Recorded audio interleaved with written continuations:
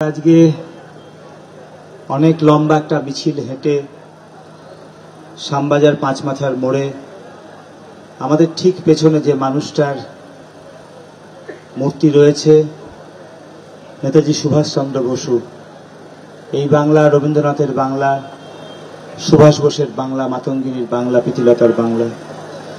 এখানে আমাদের ছোট বোন আরজিকরের কৃতি ছাত্রী, তাকে খুন হতে হলো। অভয়ের মায়ের যে আবেদন, সেই আবেদন যেন আমরা কেউ ভুলে না যাই। আমরা কেউ ভুলিনি, আর ভুলিনি বলেই আমরা 1 বছর অতিক্রম করেও আজকে আমরা সারা রাত এখানে যাচ্ছি।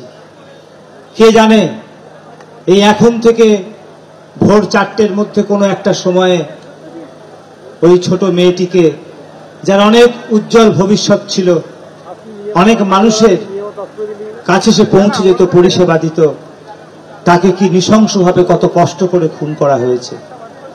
কেন এমন হয়, কি তার মোটিভ, কেন খুন হলো, এটা কিন্তু আমাদের জানতে কারোর আর বাকি নেই। আজকে আমাদের রাজ্যে বা আমাদের গোটা দেশে যে পরিস্থিতিটা দাঁড়িয়েছে, এটা যেন আমরা কেউ ভুলে না যাই। আসলে দুটো পক্ষ দাঁড়িয়ে গেছে। একটা পক্ষ হচ্ছে, আপনি কি ধর্ষণের পক্ষে, দুর্নীতির পক্ষে, খুনের পক্ষে, রাহাজানির পক্ষে, থ্রেট কালচারের পক্ষে, নাকি আপনি ধর্ষণের বিরুদ্ধে, খুন, থ্রেট কালচার এগুলোর বিরুদ্ধে? এই যে মানুষ আজকে লড়ছে, তার পক্ষে কি আপনি দাঁড়াচ্ছেন নাকি তার বিরুদ্ধে দাঁড়াচ্ছেন? সন্দীপ ঘোষদের পক্ষে দাঁড়াচ্ছেন নাকি না তার বিরুদ্ধে গিয়ে দাঁড়াচ্ছেন? রাজ্য সরকার, কলকাতা পুলিশ, সিবিআই কার পক্ষে? এই ধর্ষকদের পক্ষে, এই অত্যাচারীদের পক্ষে দাঁড়িয়েছে। আর সাধারণ মানুষ দলমত নির্বিশেষে, নারী পুরুষ নির্বিশেষে, ধনী গরিব নির্বিশেষে কার পক্ষে দাঁড়িয়েছে? পক্ষে দাঁড়িয়েছে অভয়ের মা বাবার পক্ষে। অন্যায়ের বিরুদ্ধে যারা প্রতিবাদ করছে তাদের পক্ষে দাঁড়িয়েছে। এই অনিকেত, আশফাকুল্লাহ, দেবাশিস যারা লড়ছে, যারা প্রতিবাদ করছে, West Bengal junior doctors front, যাদের নেতৃত্বে সারা পশ্চিমবঙ্গে, সারা ভারতবর্ষের মানুষ এই লড়াইয়ে নেমেছিল, তাদের বিরুদ্ধে আজকে সরকার খড়গহস্ত। আজকে এদেরকে কি করে বিপদে ফেলা যায় তার চেষ্টা করছে। আর সাধারণ মানুষ এদের জন্য চোখের জল ফেলছে, বলছে দেখো, একটা অন্যায়ের প্রতিবাদ করতে গিয়ে এরা এদের কেরিয়ারকেও বিসর্জন দিচ্ছে। হ্যাঁ, এরকমই তো বাংলা। এই যে সুভাষ বোসের বাংলা, সুভাষ বোসকে কি আমরা আইসিএস পাশ করেছিল বলে শুধু শ্রদ্ধা করি? না, উনি আইসিএস এ 4th হয়েছিলেন। আমরা কিন্তু কে ফার্স্ট হয়েছিল, সেকেন্ড হয়েছিলেন, ওই ব্যাচে থার্ড হয়েছিলেন, তার নাম কিন্তু আমরা জানি না। আমরা সুভাষ বোসকে জানি কারণ উনি দেশের জন্য প্রাণ দিয়েছিলেন বলে।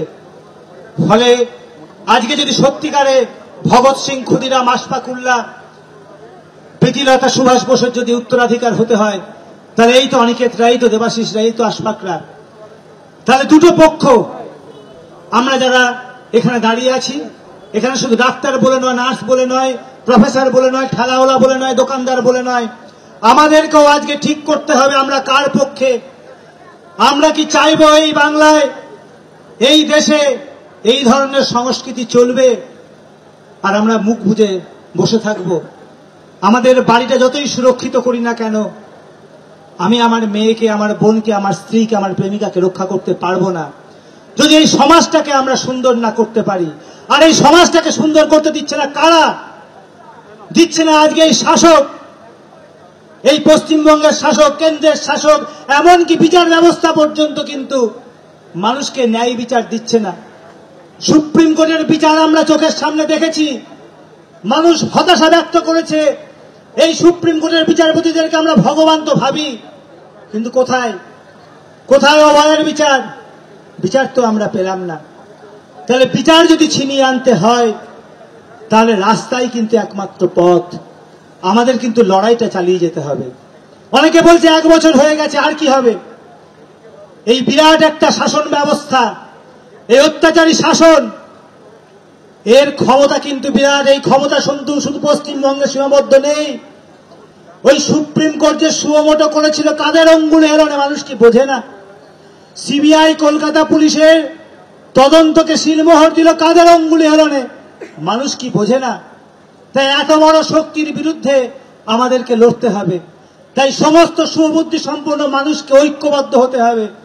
তাহলেই কিন্তু এত বড় শক্তিকে, যে বিরুদ্ধ শক্তি, যে অত্যাচারী শক্তি, তাকে আমরা রুখতে পারবো। শুধু একটা সরকার বদলালেও হবে না, আমার যেটুকুনি ক্ষুদ্র বুদ্ধিতে বুঝি। এই যে যন্ত্রণাদায়ক একটা পরিস্থিতি, মানুষকে অমানুষ করবার যে একটা প্রচেষ্টা চলছে সর্বত্র, ব্লু ফিল্মের প্রচেষ্টা চলছে, মদের লাইসেন্স চলছে, মোবাইল যত্রতত্র ছড়িয়ে দাও, মেয়েদেরকে অত্যাচার করো, মেয়েদের শরীর নিয়ে ব্যবসা করো, এই ধরনের যে একটা প্রচেষ্টা চলছে, তাতে মদত দেয় দেখবেন সমস্ত সরকাররা। কেন দেয়? আমাদেরকে অমানুষ করবার জন্য। বলে তোমরা ক্ষুদিরামের চর্চা করো না, সুভাষ বোসের চর্চা করো না, রবীন্দ্রনাথের ছবি টাঙিও না। আমাদেরকে এদের পথ অনুসরণ করতে গেলে এদের সংস্কৃতি নিয়ে আমাদের চলতে হবে। আর ওই তাই শাসকদের চোখের ওপর চোখ রেখে আমাদেরকে লড়াইটা জারি রাখতে হবে। একটা বছর কিন্তু বেশি নয়, আমাদেরকে লড়াইটা চালিয়ে যেতে হবে যতক্ষণ না পর্যন্ত ন্যায় বিচার পাচ্ছি। আর এই শাসককে পাল্টাতে গেলেও, বা যেসব শাসকরা অতীতে বা আজকে বা আগামী দিনে আসবে, তাদেরকে যদি পাল্টে একটা সুন্দর সমাজ গড়তে হয়, তাহলে আমাদেরকে আরো অনেক পথ অতিক্রম করতে হবে। তবে কিন্তু এই অভয়ার মতো ঘটনা আমরা যাতে আর ঘটতে না দিতে পারি, সেটা সুনিশ্চিত করতে পারবো। অনেকে বলছেন যে জুনিয়র ডাক্তাররা কি ঠিক পথে আন্দোলনটা পরিচালিত করেছে।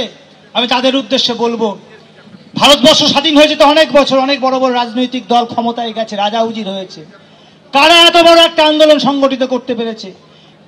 কারা এত লক্ষ লক্ষ মেয়েদেরকে রাস্তায় নামাতে পেরেছে, লড়াইয়ের ঝান্ডা ঊর্ধ্বে তুলে ধরতে পেরেছে?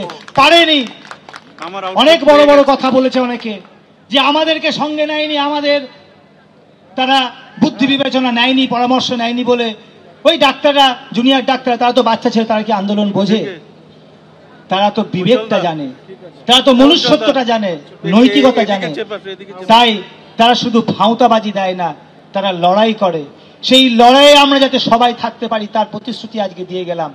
আগামীকাল ঠিক এই জায়গা থেকে আমরা সবাইকে আহ্বান করছি, আমরা শোক ও শপথের রাখি বন্ধন করব। আমরা শোক ও শপথে রাখি বন্ধন করে ওই আরজি করে ক্রাই অফ দি আওয়ারে ওখানে যাব, ওখানে শপথ নেব যে আন্দোলন আমরা ছেড়ে যাচ্ছি না, অভয়াকে আমরা ভুলিনি। আমরা অভয়ের মা বাবার যে চোখের জল, অন্তরের যে বেদনা, তা সেটা বহন করে আমরা লড়াই চালিয়ে যাব যতদিন না পর্যন্ত ন্যায় বিচার পাচ্ছি। আপনারা সকলে সঙ্গে থাকবেন। ন্যায় বিচার অবশ্যই একদিন পাওয়া যাবে। শাসক শেষ কথা বলতে পারে না, সচেতন জনগণ, ঐক্যবদ্ধ জনগণ শেষ কথা বলে। এই বলে সবাইকে ধন্যবাদ জানিয়ে, এই আন্দোলন ব্যর্থ হয়নি, ব্যর্থ হতে পারে না। আপনারা ভাববেন না এই আন্দোলন ব্যর্থ হয়েছে, নাহলে বিনীত গোয়েলের মতো লোককে অপসারণ করতে হয়নি, বাধ্য হয়নি। মুখ্যমন্ত্রীকে এইরকম অপদস্থ হতে এর আগে কখনো হয়নি। কারা করলো?